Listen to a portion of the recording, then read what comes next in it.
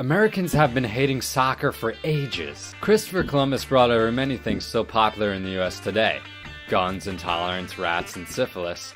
But soccer was the one thing the American Indians refused to accept. Legend has it when Columbus presented the Taino Indians with a shiny new soccer ball from Spain, the chief took the ball and punted it across the woods. This dropkick practice was eventually absorbed into the official rulebook. This is entirely not true. What is true is that the laws of the game were first determined by the International Football Association Board, a British organization, in 1886. The French formed their own organization in 1904, FIFA, and in true French fashion, totally submitted to the British rules. The Americans accepted these rules, but in true American fashion, they weren't going to let the French boss them around. The Americans reserved the name football for their crazy game involving yards and carries, and they adopted the name association for the European style of football, but they added an ER to the end of it, which apparently is something Brits do from Oxford, and thus the word soccer was born. The rules of soccer consist as follows. 2 teams of 11 players each compete to get the other team's ball into the goal.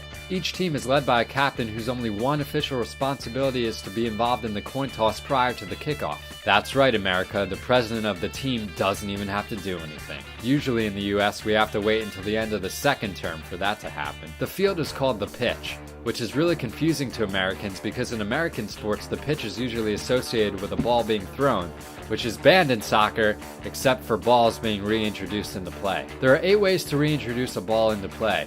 The direct free kick, the indirect free kick, the kickoff, the throw, corner kick, the indirect free kick, the direct free kick, the kickoff, the throw-in, the indirect free kick, the direct free kick, the corner kick, the penalty kick, the drop ball, and the goal kick. In addition to soccer having balls, it also has penal fouls, which is something Americans usually associate with Bill Clinton. If a person gets a yellow card for a penal foul, they get a warning. And if they get a red card, they are booted from the game. In America, we only have green cards, which I hear are much harder to get than either of those colors. Well, there you have it, America. I really don't know why soccer hasn't made it here. Maybe it's because we're a nation that enjoys using our hands and loves penal fouls? How do you think soccer can become more popular in the USA? Subscribe and leave a comment below.